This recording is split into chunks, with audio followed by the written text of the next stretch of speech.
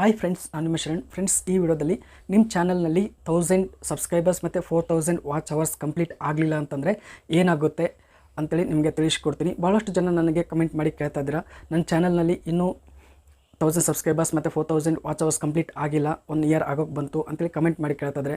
ಅಂದರೆ ನಮ್ಮ channel delete ಆಗುತ್ತಾ, ನಮ್ಮ ಚಾನಲ್ ಯೂಸ್ ಇಲ್ವಾ, ಮುಂದೆ ಮಾನಿಟೈಸೇಷನ್ ಆಗಲ್ವಾ ಅಂತೇಳಿ ಈ ರೀತಿ ಕೇಳ್ತಾ ಇರ್ತಾರೆ. ನಾನು ಹಿಂದೆ ವೀಡಿಯೋನೂ ಮಾಡಿದ್ದೀನಿ, 1 ಅಥವಾ 2 ವೀಡಿಯೋ ಮಾಡಿದ್ದೀನಿ. ಆದರೂ ಕೂಡ ಆ ವೀಡಿಯೋಸ್ ಭಾಳಷ್ಟು ಜನಕ್ಕೆ ರೀಚ್ ಆಗಿಲ್ಲ. ಆದರೂ ಕೂಡ ನನಗೆ ಕಮೆಂಟ್ ಮಾಡಿ ಕೇಳ್ತಾ ಇದ್ದಾರೆ, ಅದಕ್ಕೋಸ್ಕರ ಮತ್ತೆ ವೀಡಿಯೋ ಮಾಡ್ತಾಯಿದ್ದೀನಿ. ಫ್ರೆಂಡ್ಸ್, ನೀವು ಯಾವಾಗ ಚಾನಲ್ನ ಸ್ಟಾರ್ಟ್ ಮಾಡ್ತೀರಾ ಆವಾಗಿಂದ ನೆಕ್ಸ್ಟ್ 1 ಇಯರ್ 365 ಡೇಸ್ ಒಳಗಡೆ ನಿಮಗೆ 1000 ಸಬ್ಸ್ಕ್ರೈಬರ್ಸ್ ಮತ್ತು 4000 ವಾಚ್ ಅವರ್ಸ್ ಕಂಪ್ಲೀಟ್ ಆಗಲಿಲ್ಲ ಅಂದ್ಕೊಳ್ಳಿ, ಏನೂ ಪ್ರಾಬ್ಲಮ್ ಆಗಲ್ಲ ಫ್ರೆಂಡ್ಸ್. ನೀವು ಏನು ಬೇಜಾರು ಮಾಡ್ಕೋಕೆ ಹೋಗ್ಬೇಡಿ, ಯೋಚನೆ ಮಾಡೋಕ್ಕೆ ಹೋಗ್ಬೇಡಿ, ಚಿಂತೆ ಮಾಡೋಕ್ಕೆ ಹೋಗ್ಬೇಡಿ, ಏನೂ ಪ್ರಾಬ್ಲಮ್ ಆಗಲ್ಲ.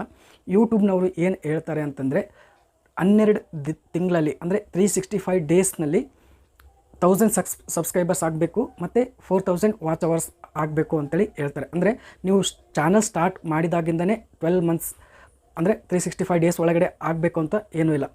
ಯಾವ ಗ್ಯಾಪಲ್ಲಿ ಆದರೂ ಪರವಾಗಿಲ್ಲ, ಆದರೆ ಅಷ್ಟು ದಿನದಲ್ಲಿ ಆ ಒಂದು ಕ್ರಿಟೇರಿಯನ್ನ ಕಂಪ್ಲೀಟ್ ಆಗಬೇಕು ಅಂತೇಳಿ ಹೇಳ್ತಾರೆ.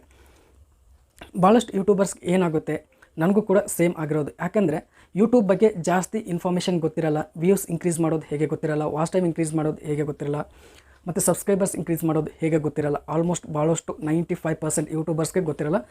ಯಾರು ಸ್ವಲ್ಪ ಕಂಟೆಂಟ್ ಚೆನ್ನಾಗಿತ್ತು ಅಂತಂದರೆ ಬೇಗ ಕಂಪ್ಲೀಟ್ ಆಗಿಬಿಡುತ್ತೆ, ಅವ್ರ ಚಾನಲ್ ಬೇಗ ಮಾನಿಟೈಸೇಷನ್ ಆಗುತ್ತೆ.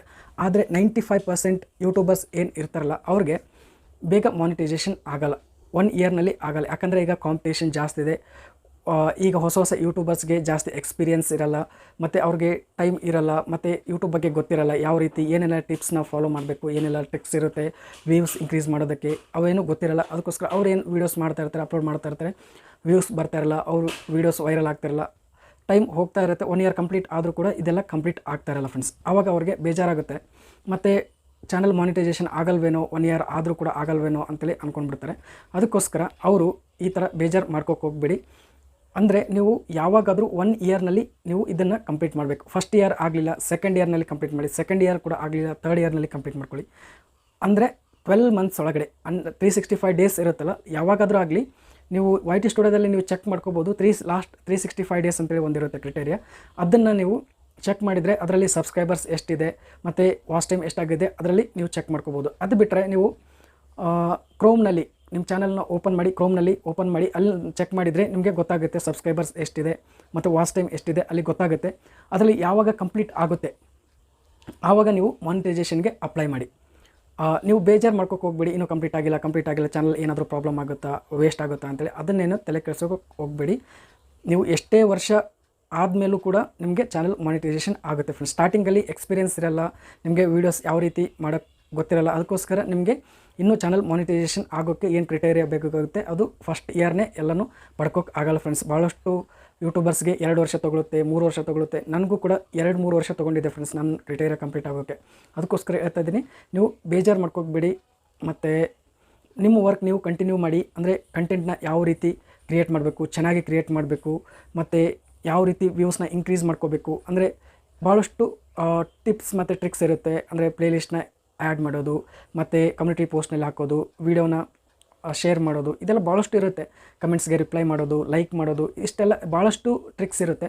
ಆ ಟ್ರಿಕ್ಸ್ನ ನೀವು ನಿಮ್ಮ ವೀಡಿಯೋಸ್ನಲ್ಲಿ ಇಂಪ್ಲಿಮೆಂಟ್ ಮಾಡಿಕೊಂಡ್ರೆ ನಿಮ್ಮ ಚಾನಲ್ ಗ್ರೋ ಆಗುತ್ತೆ. ಆವಾಗ ನಿಮ್ಮ ಚಾನಲ್ನಲ್ಲಿ ಸಬ್ಸ್ಕ್ರೈಬರ್ಸ್ 12 ಮಂತ್ಸ್ ಯಾಕೆ 10 ಮಂತ್ಸ್ 8 ಮಂತ್ಸಲ್ಲೇ ಕಂಪ್ಲೀಟ್ ಆಗುತ್ತೆ, ವಾಚ್ ಟೈಮ್ ಕಂಪ್ಲೀಟ್ ಆಗುತ್ತೆ. ಆವಾಗ ನೀವು ಅಪ್ಲೈ ಮಾಡಿ ಮಾನಿಟೈಸೇಷನ್ ಖಂಡಿತ ಆಗುತ್ತೆ ಫ್ರೆಂಡ್ಸ್. ಇನ್ನೂ ಒಂದು ಬಾರಿ ಹೇಳ್ತಾ ಇದ್ದೀನಿ, ಫಸ್ಟ್ ಸ್ಟಾರ್ಟಿಂಗ್ ಚಾನಲ್ ಯಾವಾಗ ಸ್ಟಾರ್ಟ್ ಮಾಡ್ತೀರಾ ಆವಾಗಿಂದ 12 ಮಂತ್ಸ್ ಒಳಗಡೆ ಆಗಬೇಕು ಅಂತ ಏನು ಆ ಥರ ರೂಲ್ ಇಲ್ಲ. ಯಾವಾಗಾದರೂ ಆಗಲಿ 3 ವರ್ಷ ಬಿಟ್ಟು 4ನೇ ವರ್ಷಕ್ಕೆ ನಿಮ್ಮ ಚಾನಲ್ ಲಾಸ್ಟ್ 12 ಮಂತ್ಸ್ ಒಳಗಡೆ ನಿಮ್ಮ ಚಾನಲ್ ಕ್ರಿಟೇರಿಯಾ ಅಷ್ಟು ಕಂಪ್ಲೀಟ್ ಆಗಿತ್ತು, 4000 ವಾಚ್ ಅವರ್ಸ್ ಮತ್ತು 1000 ಸಬ್ಸ್ಕ್ರೈಬರ್ಸ್ ಕಂಪ್ಲೀಟ್ ಆಗಿತ್ತು ಅಂತಂದರೆ 4ನೇ ವರ್ಷಕ್ಕೆ ನೀವು ಅಪ್ಲೈ ಮಾಡ್ಬೋದು ಫ್ರೆಂಡ್ಸ್. ಅಲ್ಲಿವರೆಗೂ ಏನೂ ಪ್ರಾಬ್ಲಮ್ ಆಗೋಲ್ಲ. ಕಂಟೆಂಟ್ನ ಚೆನ್ನಾಗಿರೋದನ್ನ ಕ್ರಿಯೇಟ್ ಮಾಡಿ. ಒಂದೊಂದು ಕಂಟೆಂಟ್ ಇರುತ್ತೆ, ಜನಪದ ಹಾಡುಗಳು ಮತ್ತು ಬೇರೆ ಕಂಟೆಂಟ್ ಇರುತ್ತೆ, ಅಂಥ ರೀಯೂಸ್ಡ್ ಕಂಟೆಂಟ್, ರಿಪಿಟೇಟಿವ್ ಕಂಟೆಂಟ್ ಇರುತ್ತೆ. ಅಂಥ ಕಂಟೆಂಟ್ನ ನೀವು ಅಪ್ಲೋಡ್ ಮಾಡೋಕ್ಕೆ ಹೋಗಬೇಡಿ, ಅಂಥ ಕಂಟೆಂಟ್ ಮಾನಿಟೈಸೇಷನ್ ಆಗಲ್ಲ ಫ್ರೆಂಡ್ಸ್. ಅದಕ್ಕೋಸ್ಕರ ಭಾಳ ಕೇರ್ಫುಲ್ಲಾಗಿ ವೀಡಿಯೋಸ್ನ ಅಪ್ಲೋಡ್ ಮಾಡಿ, ಮತ್ತು ಯೂಟ್ಯೂಬ್ ಬಗ್ಗೆ ಜಾಸ್ತಿ ತಿಳ್ಕೊಳ್ಳಿ. ಅಂದರೆ ನಿಮಗೆ ಚಾನಲ್ನೂ ಗ್ರೋ ಆಗುತ್ತೆ, ಮತ್ತು ಏನೇನು ಮಾಡಬಾರ್ದು ಯೂಟ್ಯೂಬ್ನಲ್ಲಿ ಎಲ್ಲನೂ ಗೊತ್ತಾಗುತ್ತೆ. ಎಲ್ಲನೂ ತಿಳ್ಕೊಂಡು ಆದಮೇಲೆ ನೀವು ಯೂಟ್ಯೂಬಲ್ಲಿ ವರ್ಕ್ ಮಾಡೋಕ್ಕೆ ಸ್ಟಾರ್ಟ್ ಮಾಡಿ. All the best for your channel ಮಾನಿಟೈಸೇಷನ್ಗೋಸ್ಕರ. ಇನ್ನೂ ಯಾರ್ದು ಮಾನಿಟೈಸೇಷನ್ ಆಗಿಲ್ಲ ಅವ್ರಿಗೆ ಫ್ರೆಂಡ್ಸ್ ಈ ವಿಡಿಯೋ ಇಷ್ಟ ಆದರೆ ಪ್ಲೀಸ್ ಲೈಕ್ ಮಾಡಿ, ನನ್ನ ಚಾನಲ್ಗೆ ಸಬ್ಸ್ಕ್ರೈಬ್ ಆಗಿರಲಿಲ್ಲ ಅಂದರೆ ಪ್ಲೀಸ್ ಸಬ್ಸ್ಕ್ರೈಬ್ ಮಾಡ್ಕೊಳ್ಳಿ. ಇದೇ ರೀತಿ ಯೂಟ್ಯೂಬ್ ರಿಲೇಟೆಡ್ ವೀಡಿಯೋಸ್ ಅಪ್ಲೋಡ್ ಮಾಡ್ತಾ ಇರ್ತೀನಿ ನನ್ನ ಚಾನಲ್ನಲ್ಲಿ. Thank you friends, thank you very much.